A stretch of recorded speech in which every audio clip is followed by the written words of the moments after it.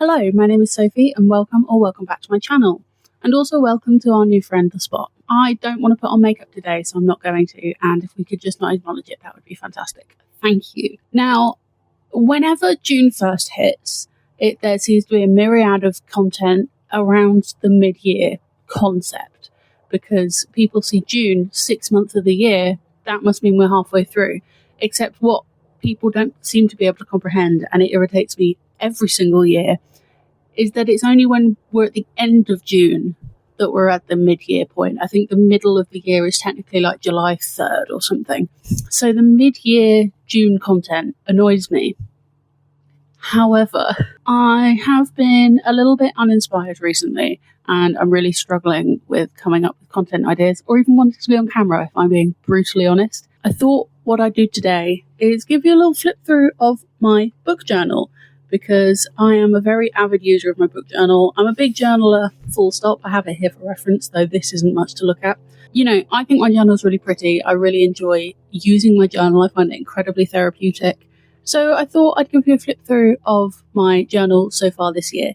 I think I did a big explainer video at the beginning of the year, which I will link in the corner if you're interested in watching that.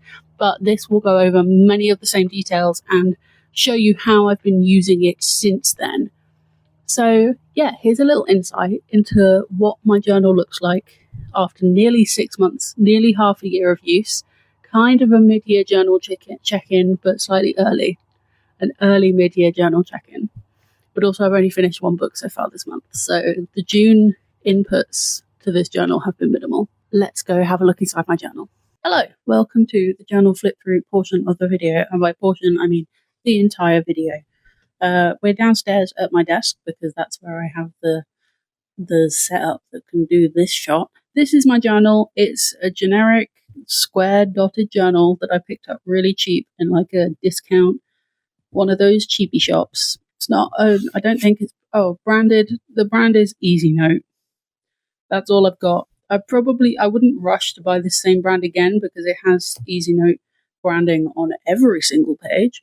But I'm not loyal to any particular book journal. My bullet journal, different question, Loic Term 1917, girl through and through. But if you have any recommendations for square journals that aren't too expensive, I'm not bothered about it having a fancy cover. Let me know. Anyway, we start with some tissue paper I put on the end papers. Some tissue paper I put on to try and make it look like end papers. With some nice little washi tape. That's it. That's the whole thing. Then we have what I'm calling my title page, for want of a better word. I think in my head I was planning to put more stickers here, but I've not acquired any more frog stickers. So again, if you have any recommendations, let me know. I'm going to turn the fan off because I'm concerned that might be an issue. But also it's like 20 degrees in the UK at the moment and we don't function. We don't function when it's hot, so I'm struggling. Anyway, I love the theme I have on this page. I love all the different craft paper I have in the background. I love the mushrooms. I love this page. Genuinely really love this page. So, whenever I'm opening my journal, I do have a little moment with this page. Is that weird? Anyway, then we have the important stuff. These are the only lined pages within this journal, so I thought that would be a good place to put my rating system and my reading goal. I know I spoke through all of this at the beginning of the year when I made my journal, but here it is again, if you'd like that. I have a colour highlighter associated with each star rating and each half-star rating. I only started doing half-star ratings this year, so this is still a bit new. And then, I genuinely always say, as if anyone ever asks me, the only things you need to make a pretty journal: washi tape, stickers, coloured pens, and stamps. My handwriting is fine, but I'm not doing any of this calligraphy stuff. Like these stickers I printed out and cut out myself and coloured in. I've got loads of stickers. I have quite the sticker collection. And I'm really pleased with how my journal looks. If you want a more artsy journal and you have the artsy capabilities, obviously that's great, but you don't have to have the artsy capabilities to have a pretty journal. At least I don't think. I think my journal is pretty. So anyway, moving on. Then we have the annual statistics. Obviously, this is not something I can fill in all now. This is filled in as the year goes on. And the things we have tracked here are the number of books I've read in a month, the pages, the minutes, how many of them were physical, how many were ebooks, how many audio, and how many from the library. There is often crossover here, so these numbers do not add up to this number. And then we also have the number of books from my TBR that I read, how many new buys I bought, my total TBR, and the difference from the previous month, and my average rating. Again, decorated with washi tape and stickers. We have a little collage down here. These are my past reading goals and how many books I read in each of those years, and then my goal for 2025, and I'm anticipating finishing it before the end of the year. So just a little moment for date achieved. And that's that page. Then we move on to the 25 books I want to read in 2025. I bought these star stickers. Oh no, I didn't buy these star stickers on Etsy. I made these with my Cricut. I haven't had the energy or the inclination to make any more, so I don't have any at the moment. But yeah, I made these with my Cricut, but you can buy them on Etsy. And sometimes it's worth the money to not have to put in the effort. Lazy girl attitude. So far, I think I've read 10 / read 9, DNF'd 1 of the books on my 25 and 2025, but I'm pretty happy with the progress I'm making, and I'm quite confident that I will actually be able to read all of these this year, which is very motivating. I think this page looks pretty as well. Then we have my alphabet challenges. We have one for book titles and one for authors, because I just thought that would be fun. This is something that I call a passive challenge. I'm not actively working on these, but if it gets to the end of the year and I've only got like 2 or 3 letters left, I might try and make more of an active effort. I saw last year Sarah Caroli did in December when she was making her TBR. She made her TBR based on like finishing challenges and finishing series and things. So I like the idea that in December I could use whatever's left of this to make my TBR. But obviously December is a long time away, so we're not doing that yet.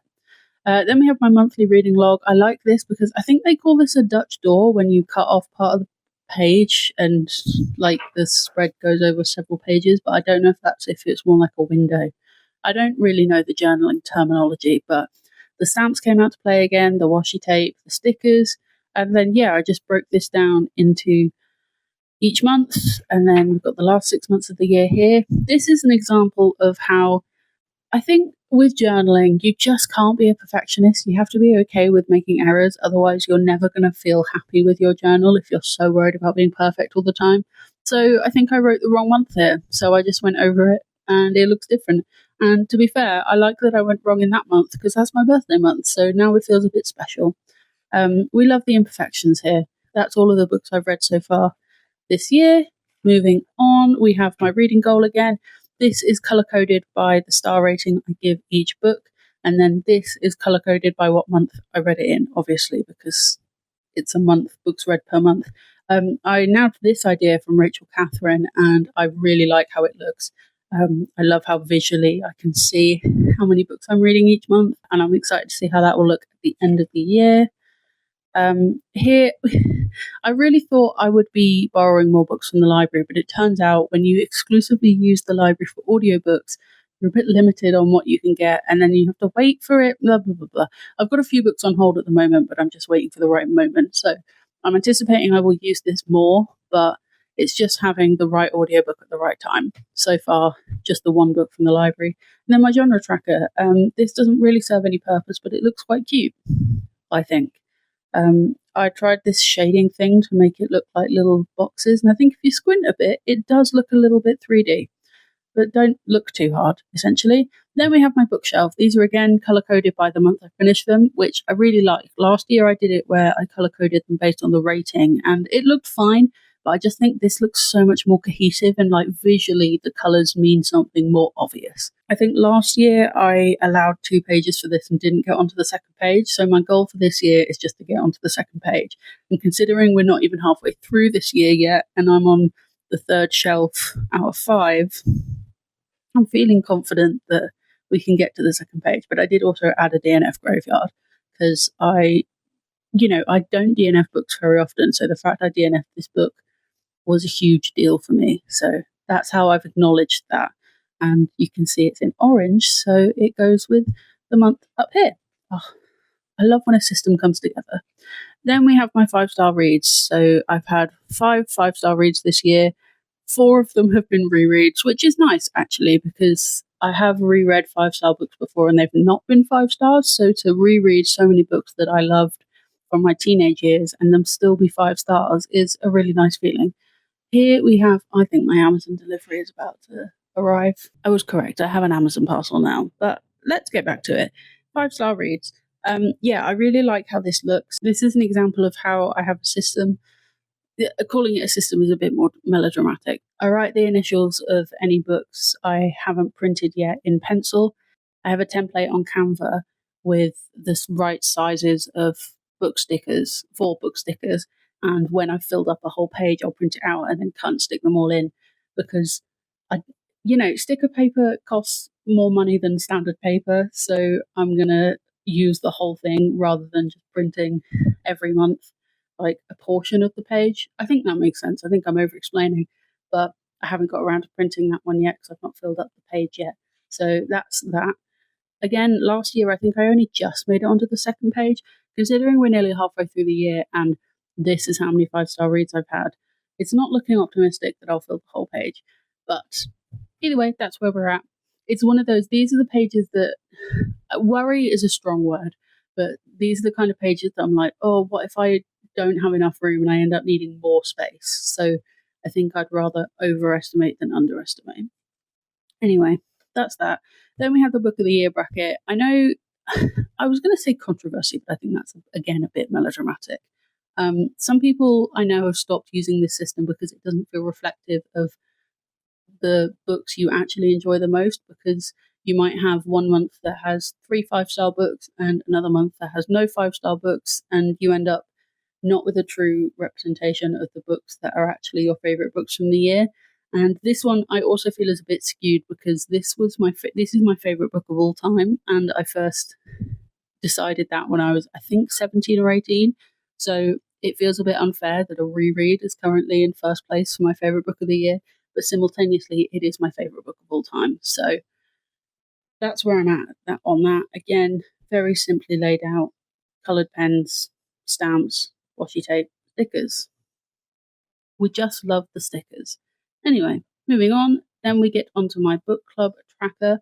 This book club with my sibling has kind of, I think, disintegrated, but that's fine because we had 4 nice months of reading books together.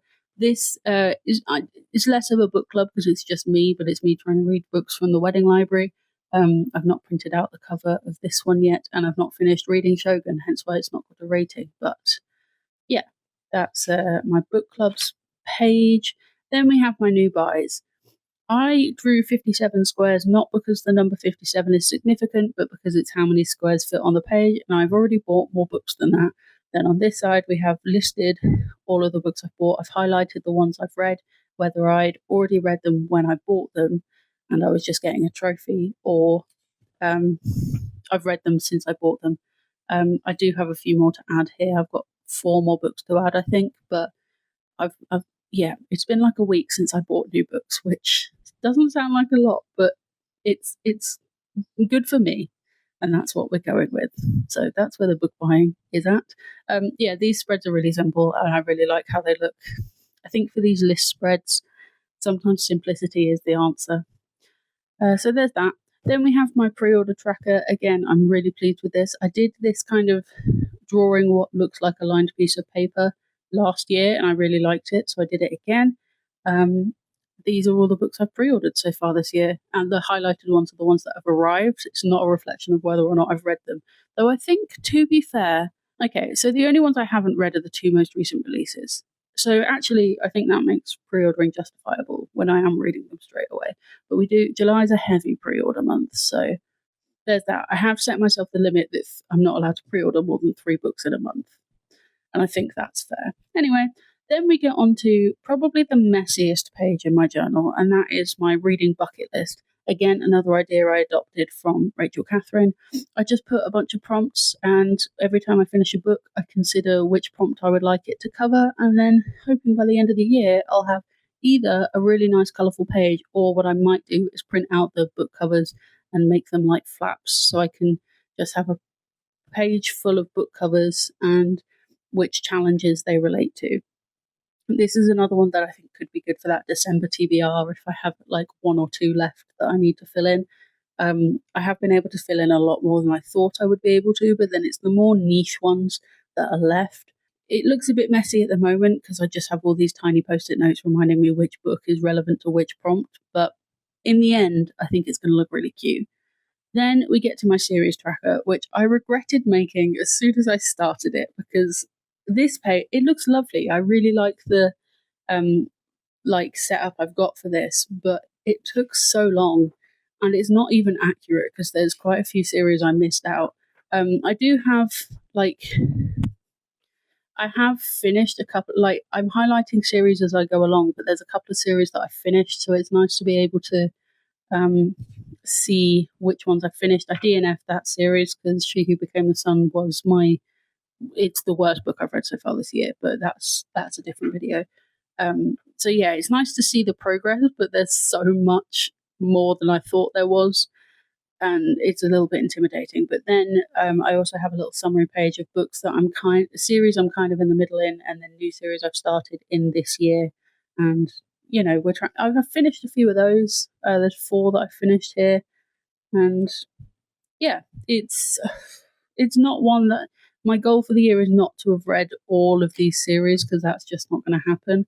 But yeah, it's nice to see a bit of progress. Then we get onto the monthly spreads. I will flip through all of them, but it will get a bit repetitive. So generally what I do at the beginning of the month is I set up this TBR kind of page with a calendar so I can see what book I finished when, a list of books I've finished, and then my TBR where I have the covers again. And then I have the star rating stickers to show which ones I finished, I suppose. And then we get into the review section, which looks very similar. If you don't want spoilers for either of these books, don't look at this bit because I don't write spoiler-free reviews because this is my personal journal, so I don't need to keep it spoiler-free. But at the top we have like the details of the book, so I document the title, the author, a series if it's from a series. If not, I'll just write standalone. The genre, audience, format, status, book length, and dates read. By format, it's obviously paperback, hardback, audiobook, or ebook. Status is whether it's a backlog book or a new release book or a wedding library book. Obviously, the book length is how many pages it is or how long audiobook is, and then dates read, very obvious. Then we have star rating stickers, spice rating stickers, and format stickers, which again I designed myself on Canva. This isn't even sticker paper; it's just printed on standard paper, and I stick that in. And then I like to write a little review at the end. So those are all the books I read in January, and then at the end of the month, I'll do a stats page with how many books I read, how many pages, minutes, my average rating, physical TBR count, formats, any new buys, and then a nice little cover montage. Is that the right word? No, it's not. Anyway, this is another example of how not being precious about making mistakes makes journaling so much easier, because I don't think that ruins the page, but not getting fussy about having mistakes on there just takes so much of the pressure off, and it's so much nicer. Then we get into February. Again, we've got the calendar and the TBR. I actually finished my monthly TBR in February, and I was very proud of it. I finished all of these books. I had to go over here for the books I finished because I just read so much in February, and I'm very proud of it. Then we have all the reviews in exactly the same format. This format I've been using for over a year. I used it in my last year's journal as well. If it works, it works. Though this is this is a good place to say why I wouldn't buy this journal again, because this branding down here, really irritating. And, well, not really irritating, but it's just like you get to the end, like, where's an example? Yeah, like I had to write over it here and around it here. It's just not, it's annoying. But in February, my husband and I went on a trip to Hay-on-Wye, the book town in Wales, and I thought I'd do a little montage of some of the bits and bobs I collected to commemorate that trip. So this is the map of all the bookshops. That's little different parts of the maps that I cut out, some stickers. I bought the stickers, didn't come from Hay-on-Wye, but I picked all the pink ones because I had a theme. Then I got some of those free bookmarks and business cards you get. Obviously, bookmark. yeah, I'm really pleased with the spread, and I like that I'm implementing more kind of scrapbooky elements into this journal. Then we move on to the February stats. So these are the books that I finished in February. I was very pleased that I finished my monthly TBR, but also I had a gap here that I wasn't sure what to put in. I love stickers, but I don't want to just drown the page in stickers, you know. So yeah, we have a general format of the statistics, and then everything else is a bit more free. So it also depends how many pages I have, because at the end of January I only had the one page to do my statistics, but here we obviously have a double page spread, so I have a whole list of all the books I bought while we're in Hay on White as well. March, very repetitive at this point. We have the same layout. I only read 4 books in March. Well, I only finished 3 books in March and I DNF'd one. So that was that. Then we get to the reviews. I've got a little DNF section down here just to acknowledge that I did start reading that book. And then, yeah, this is where, because I read an odd number of books in the month, we have a review on this page and then the stats on this page, but that's fine. I did buy a lot of books in March, apparently, but that's fine. Then, apparently I missed a sticker, Oathbound. I'll have to check whether I've got that on my next page. Anyway, April, much the same kind of layout. Sometimes I acknowledge that I started books in the previous month and I haven't finished them yet, so that was my way of being able to document that I finished those. I think this was another month where I finished my monthly TBR, which was fun. Review,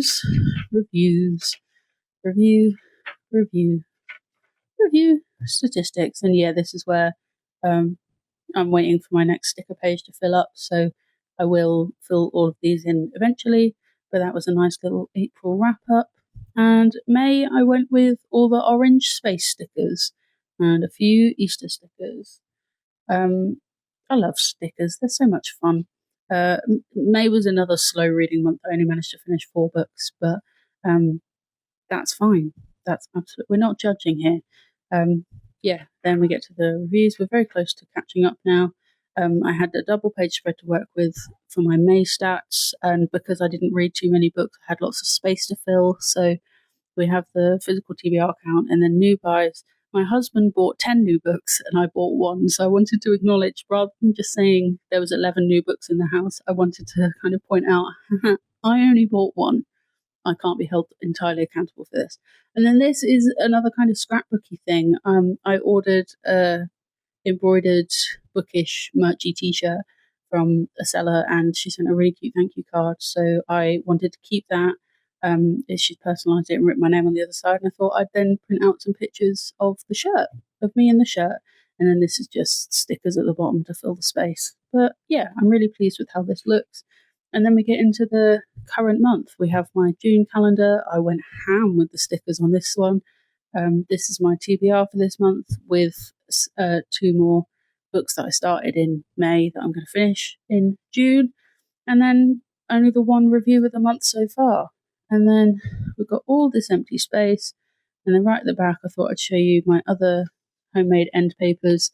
I went to Scarthin Books with my dad last year, and I got this cute little paper bag, which I thought was nice to keep. So I had all of this craft paper, which I kind of, what would you call it, mosaic kind of. Yeah, I just stuck all that in as like end papers, and I'm really pleased with it. And then at the back is where I store, these are some stars that I printed out. These are just paper ones, so I have to stick them in manually. The printer ran out of ink, but you know what? They've still got outlines, and I'm not one to waste, so I will use them. These are my spice stickers that I bought at the beginning of last year that I haven't finished yet. And then these are a bunch of covers that I printed out as like a test when I first got sticker paper, and I haven't read these books yet, so that's why they live at the back. And that's my whole journal. I did do a journal tour at the beginning of the year, but that's a bit of a nearly mid-year update on how I'm using it and how it's going. You don't have to start a journal at the beginning of the year, so if you feel inspired by this, go start a journal. I thoroughly recommend it. It's nice to have an offline way of tracking my books, and it's just peaceful. I find it quite therapeutic to just chuck a YouTube video on and update all my stats and stick in my stickers. Super fun. Thoroughly recommend. So that's my whole journal. Apparently I'm in a really rambly mood today. Thank you so much for watching. I hope this video has been useful or insightful, or if you're just feeling a bit nosy, I hope you enjoyed taking a nosy inside my journal. I love watching journal content, so I hope I could provide that for you. Thank you so much for watching. I hope you're having a great day. I hope you're reading a great book, and I'll see you next time for another bookish video. Bye!